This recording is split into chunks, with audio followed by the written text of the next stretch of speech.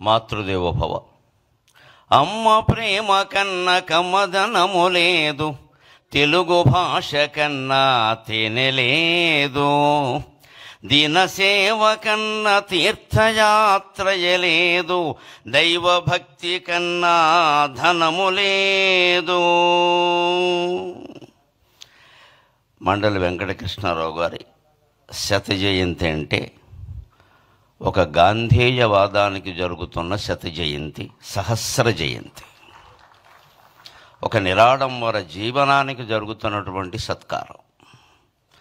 ఆదర్శాలని ఆరాధించడం కాకుండా ఆచరించినటువంటి సిద్ధాంతానికి జరుగుతున్న సత్కారం.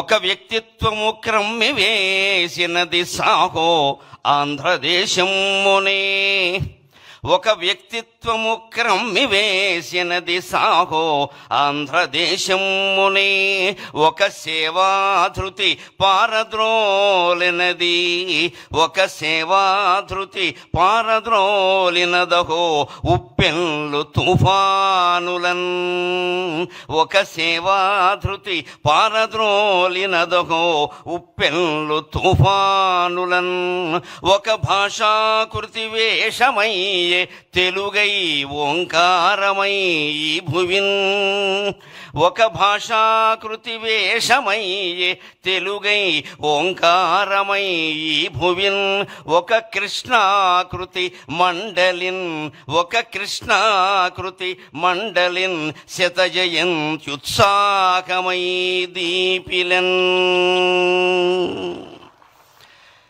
భూమండలాన్ని వసుధ అంటారు తెలుగులో. వసుధ అంటే వసువుల్ని ధరించింది అని అర్థం. వసువులు అంటే బంగారం, వెండి, నవరత్నాలన్నీ వస్తాయి. ఈ వసుధలో చాలా ముఖ్యమైన అక్షరం ఇది. వా తీసేసినా సుధా ఉంటుంది, నష్టం లేదు. ధా తీసేసినా వసు ఉంటుంది, బంగారం అని అర్థం, నష్టం లేదు. కానీ వసుధలో ఏం తీయకూడదు అంటే సు అనేది తీయకూడదు. వసుధలో సు తీస్తే వధ మిగులుతుంది. అస్సు అంటే మంచి, ఆ మంచితనం మూర్తీభవించిన సు అనేటువంటి వర్ణము సువర్ణమే మండలి వెంకటకృష్ణారావు గారు. అవనిలో ఉండే మంచితనం అంతా గడ్డ కట్టి ఆయన అవనిగడ్డలో పుట్టాడు.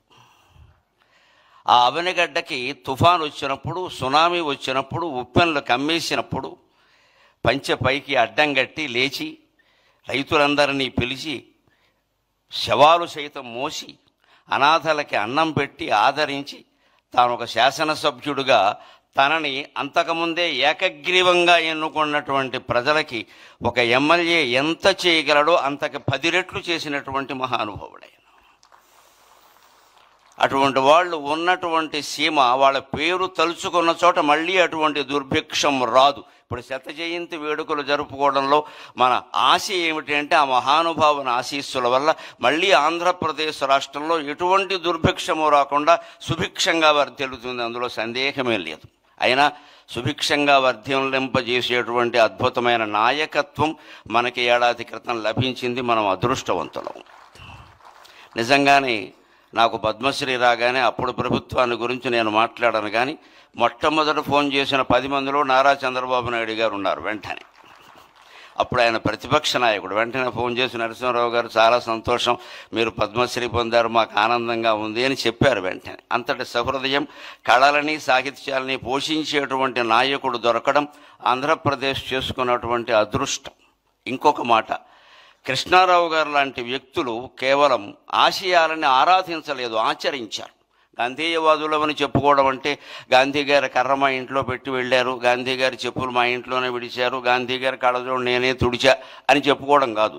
గాంధేయవాదాన్ని ఆచరించడమే నిజమైనటువంటి ఆరాధన. ఊరికే పూజలు పురస్కారాలు కాదు, దాన్ని ఆచరించామా లేదా, అనుసరించామా లేదా. స్వాతంత్ర సమర యోధుడికి కేటాయించినటువంటి హౌసింగ్ బోర్డు వాళ్ళ ఇల్లు కూడా ఆయన తిరస్కరించి నాకు ప్రభుత్వం ఎమ్మెల్యేగా క్వార్టర్ ఇచ్చింది, అది చాలు అన్నాడు. అంతటి త్యాగమూర్తులు మళ్ళీ 175 మంది అవతరించాలని ఈ బడుగు బ్రాహ్మడి ఉద్దేశం, అంతకంటే ఏం లేదు. ఇక్కడ 175 మంది అదే ఉద్దేశంతో ఉండాలి. అన్నీ తీసి పారేస్తాం, మనకేం ఒక్కలా ప్రజలకు సేవ చేయడమే గొప్ప విషయం. ఉన్నాస్తులు కరిగించుకున్నటువంటి నాయకత్వం మండలి వెంకటకృష్ణారావు గారిది. ఇది ఎక్కడి నుంచి వచ్చింది అంటే మన సంస్కృతి అటువంటిది. న కర్మణ న ధనేన అంటారు, న కర్మణ న ప్రజయా న ధనేన. త్యాగేనైకే అమృతత్వమానసు. నీవు చేసిన యజ్ఞయాగాది కర్మల వల్ల కానీ ఏ కార్యక్రమాల వల్ల కానీ నీకు అమృతానందం కలుగుతుందో లేదో చెప్పలేం. నీ సంతానం వల్ల కూడా నీకు అమృతానందం కలుగుతుందో లేదో చెప్పలేము. సంతానం అంటే ఇవాళ ముందు సంతానం, తర్వాత సంతాపం, అనుమానమేం లే. ఫాలోడ్ బై డిన్నర్ అంటూ ఉంటారే, సంతానం ఫాలోడ్ బై సంతాపం. అంతకంటే లేనివాళ్ళు లేరని ఏడుస్తారు, ఉన్నవాళ్ళు ఉన్నారని ఏడుస్తున్నారు, అంతకంటే ఏం లేదు. ఈ సంతానం వల్ల నీకు అమృతానందం కలగదు. ఎన్ని వందల కోట్లు సంపాదించినా నీకు అమృతానందం కలగదు. త్యాగం చేస్తేనే అమృతానందం కలుగుతుంది. అది కృష్ణారావు గారి జీవితం.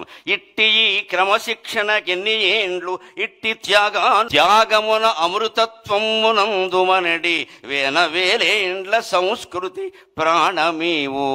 త్యాగమున అమృతత్వమునందుమనడి వేలేండ్ల సంస్కృతి ప్రాణమీవు. ఆయన భాషాభిమాని, కేవలం అభిమాని కాదు. ఆయన తప్పులు దిద్దేవాడు. ఓ మాస్టర్ అబ్బాయి కదా, గురువుగారు అబ్బాయి కదా, బుద్ధి చెప్పేవాడు, బుద్ధి తేనేమయ్యా అన్నాడు వేమన్న గారు. అందుకని ఆయన తప్పులు దిద్దేవాడు.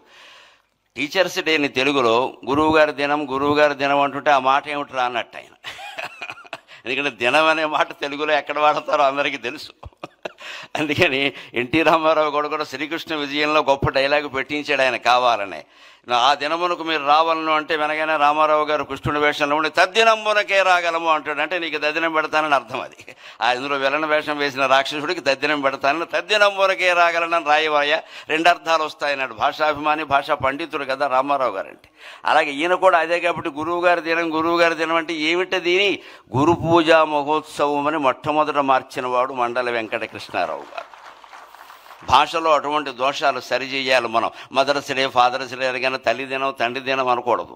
మనకి దినాలు పెట్టే అలవాట్లేదు. ప్రతిరోజు తల్లిని గౌరవిస్తాం, ప్రతిరోజు తండ్రిని గౌరవిస్తాం. మనకి డేస్ జరుపుకోవడం మానేసి వాళ్ళ పుట్టినరోజు నాడు వాళ్ళ దగ్గర కూర్చుని పారసేవ చేస్తే అది మాతృభాషా దినోత్సవం, మాతృదేవీ దినోత్సవం కూడా అవుతుంది. అటువంటి ఆదర్శాలన్నీ మనం స్వీకరిద్దాం. ఇవాళ మండల బుద్ధప్రసాద్ గారు కూడా తండ్రికి ముమ్మూర్తుల 100కి 100 పాళ్ళు ప్రతిరూపమైనటువంటి వ్యక్తి. వ్యాసభారతంలో అటువంటి వ్యక్తుల గురించి ఒక మాట చెప్తారు. అంగాద్ సంభవసి ఆత్మావై పుత్ర నామాసి. అంగాద్ సంభవసి ఆత్మావై పుత్ర నామాసి. నా యొక్క ప్రత్యంగము రూపుదాల్చి నువ్వు పుట్టావయ్యా అంటాడు తండ్రి కొడుకుతో వేదంలో. అలాగే కృష్ణారావు గారి యొక్క ఆత్మ, బుద్ధి, మనస్సు, దేహం సర్వావయవాలు రూపుదాల్చి పుట్టినటువంటి వ్యక్తి బుద్ధప్రసాద్ గారు. ఎప్పుడు మేము రాజకీయాలతో సంబంధం లేకుండా మేము 3-4 గ్రూపుకి చెందిన వాళ్ళం ఉన్నాం. నాకు వాట్సాప్లు లేవు కానీ మాట్లాడుకుంటాం ఫోన్లో. ఏం మాట్లాడుకున్నా భాషా సాహిత్యం, ఇంకో మాట ఉండదు అక్కడ. అటువంటి స్నేహం బుద్ధప్రసాద్ గారితో ఉంది. వారి కార్యక్రమం మొదట్లో ఆయన శత జయంతి గురించి చాలా విశేషాలు మనకు చెప్పారు. మళ్ళీ మండల వెంకటకృష్ణారావు గారు లాంటి నాయకులు 175 నియోజకవర్గాలలోనూ ఆవిర్భవించాలి. ఆంధ్రప్రదేశ్ భారతదేశంలో కాదు ప్రపంచంలోనే ఆదర్శమైనటువంటి రాష్ట్రంగా ఉండాలి అని కోరుకుంటూ నేను సెలవు తీసుకుంటున్నాను.